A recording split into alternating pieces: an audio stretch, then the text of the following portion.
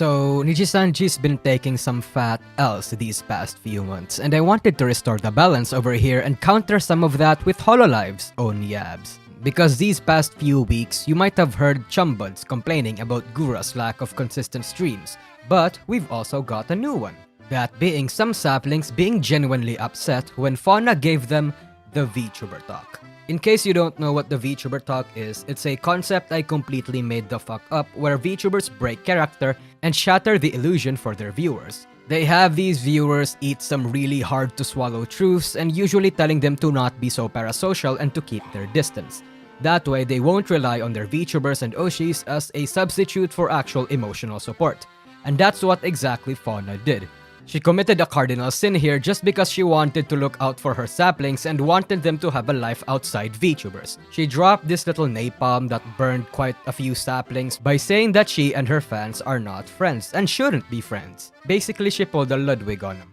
And that got more of the parasocial saplings to be upset. So there you go, Niji sisters, have this little tidbit of information so you can deflect holofans trying to join the dogpiling that Nijisanji has been getting.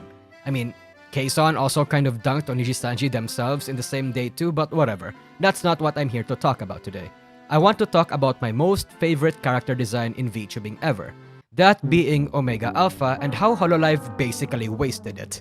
So who is Omega Alpha? Well, Omega Alpha was revealed sometime after Council's debut, showing her as the dedicated manager for Council, something like an A-chan to Holo-EN. And when they revealed Omega Alpha, I ejaculated. That design was so immaculate and commanded so much power and authority, it made sense that they'd tease it so much. Especially since EN and Council's collective character design are a bit more on the fantastical and chuny side. Omega Alpha then started tweeting and answering Mallows, and she even got into a bit of a controversy when she was asked what her pronouns were. And she answered with this, basically saying that it did not matter. I don't know why that ruffled a few people's feathers, but it did. Probably because it told them that Holo-EN management was going to be against them in this little weird culture war, I guess. But whatever. Me personally, I think it's pretty badass. It actually adds to the higher level feel to her character. Because the concept of sex and gender I don't think should apply to gods. But anyway, after that, speculation started breeding that Omega Alpha was actually a guy, or trans, or non-binary, but a couple of us intellectuals actually started thinking that it's not that Omega Alpha was actually a guy, or trans, or non-binary. I mean, they could be, but the point is that we started thinking that Omega Alpha isn't one single person. Omega Alpha may be the collective managers of all of HoloConsole's managers. Because the thing about Hololive is that they set protocols some time ago that only female managers were going to be hired.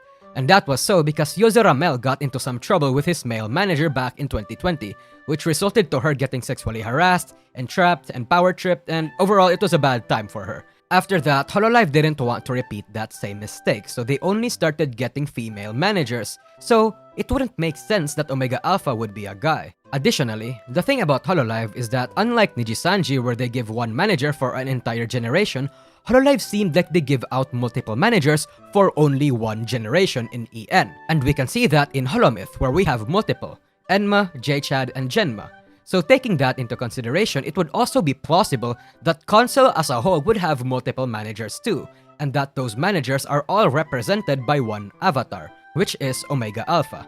But yeah, ratting aside, the point of this video was supposed to be me complaining about how utterly wasted this design is. Right now, Omega Alpha is not an active force in the community anymore. Her last activity was back in September, where she just retweeted some stuff, I guess. Omega Alpha's character only appears in lore material, and just like Bloop, she's been memory holed. And while I think her appearing in lore is cool and all, here's where my and a lot of community members' gripes lie.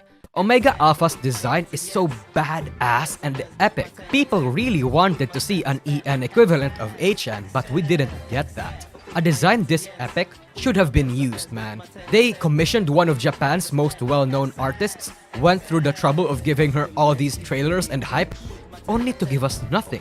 Is it entitled to ask for Omega Alpha to be active or be used by someone else? Yeah, I'm very entitled in this very specific circumstance. What about it? We've been blueballed and sold a promise that wasn't delivered. And her design. This is a design that should not be rotting away in some computer folder somewhere, dude.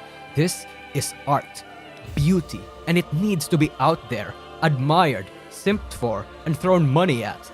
But yeah, anyway, I just wanted to talk about this. I primarily made this video because I wanted some more time to make that 1 hour Nijisanji video, and the algorithm doesn't like it when people get inactive for a couple weeks. So, yeah. Also, I'm streaming a Hololive member costume tier list in a couple days because my costume tier list video that I made a year or so ago was copyright struck, and with all the new costumes, I figured it would be a nice change to redo it. So, I'm hoping to see you there. Anyway, like and subscribe, please. That's about it. See ya.